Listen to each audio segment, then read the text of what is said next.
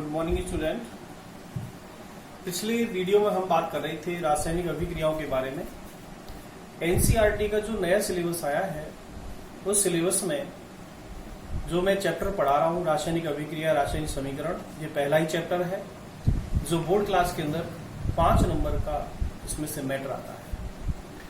पिछले वीडियो में हमने बात की कई प्रकार की रासायनिक अभिक्रिया, रासायनिक समीकरण, समीकरण के मुख्य चरण किस प्रकार उनको लिखे जाते हैं, संयोजन अभिक्रिया, वियोजन अभिक्रिया, विस्थापन, द्विविस्थापन। इन अभिक्रियाओं की हम बात कर चुके हैं पिछले वीडियो में और ये सब अभिक्रियाएं हमारे एनसीईआरटी सिलेबस में इसी प्रकार दी हुई है। इन अभिक्रियाओं के बाद आपको मैं आज इस वीडियो में ऊष्माक्षेपी, ऊष्माशोषी, उपचयन, अपचयन और रेडॉक्स अभिक्रिया के बारे में आपको मैं समझाऊंगा।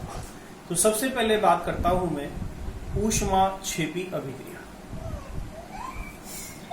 ऊष्माक्षेपी अभिक्रिया जिसे इंग्लिश में कहते हैं हेक्सोथर्मिक reaction.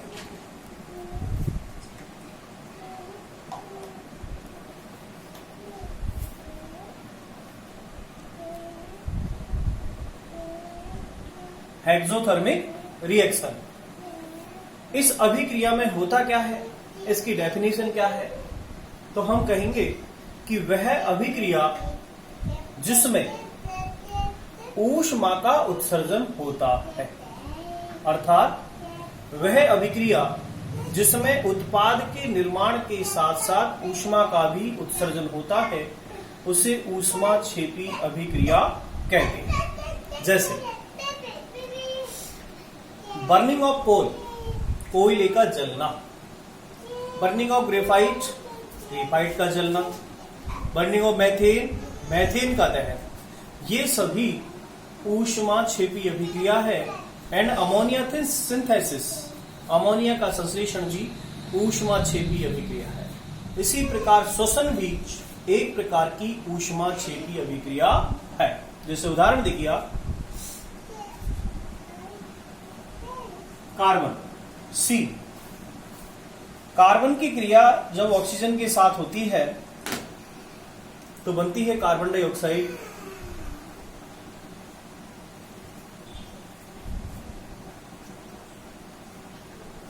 CO2। Carbon react with oxygen to form carbon dioxide. यह अभिक्रिया के बाद ऊष्मा का उत्सर्जन होता है, यानी यहां पर हीट बनेगी। In this reaction, heat या energy extract in this process. Carbon react with oxygen to form carbon dioxide and heat release as a energy. Next उदाहरण, नेक्स्ट एग्जांपल देखिए इसका, बर्निंग ऑफ मैथेन। मैथेन का formula होता है CH4।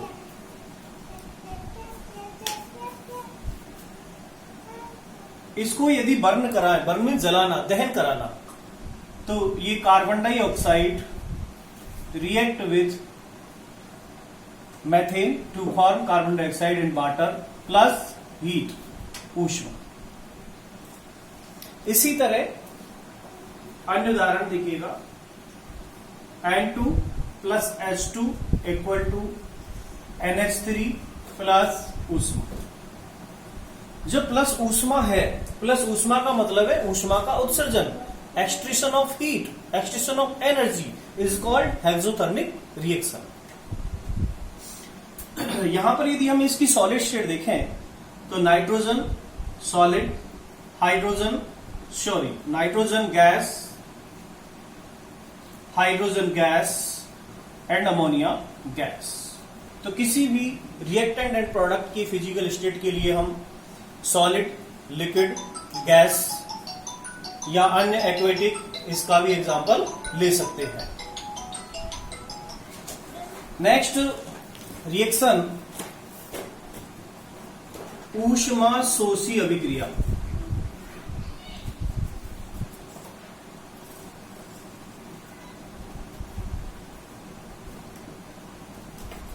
Means endothermic reaction.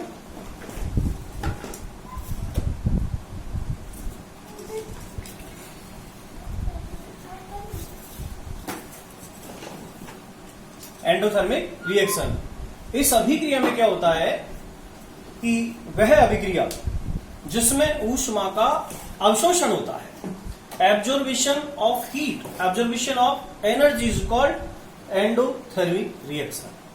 इस reaction के अंदर क्या है कि जैसे ही कोई पदार्थ, कोई प्रोडक्ट बने, प्रोडक्ट बनने के लिए उसे एनर्जी की आवश्यकता होती है, एनर्जी का अवशोषण करना पड़ता है।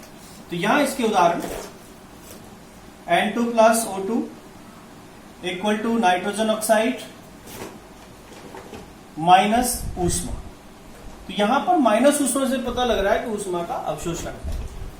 इसी तरह H2 plus I2 2HI minus ऊष्मा। जहां ऊष्मा का अवशोषण हो ऊष्माशोषी, जहां ऊष्मा का उत्सर्जन हो ऊष्माक्षेपी। इसके अलावा देखिएगा जो श्वसन है, श्वसन भी एक प्रकार की ऊष्माक्षेपी अभिक्रिया है। श्वसन यानी respiration as exothermic reaction. Example, glucose oxidation with oxygen O2 to form carbon dioxide plus H2O plus ATP energy. Means जो हमारा भोजन है ग्लूकोज, जिसका फॉर्मूला है C6H12O6 प्लस, इसका ऑक्सीडेशन होता है O2 के साथ। जब इसका ऑक्सीडेशन करा देते हैं तो ऑक्सीडेशन कराने पर बनता है carbon dioxide plus water plus ATP energy है जो हमारे माइटोकॉन्ड्रिया के अंदर बनती है, इसलिए इसको पावर हाउस कहते हैं। तो यहां पर ये जो रिएक्शन है श्वसन, यह भी एक प्रकार की ऊष्माक्षेपी अभिक्रिया है।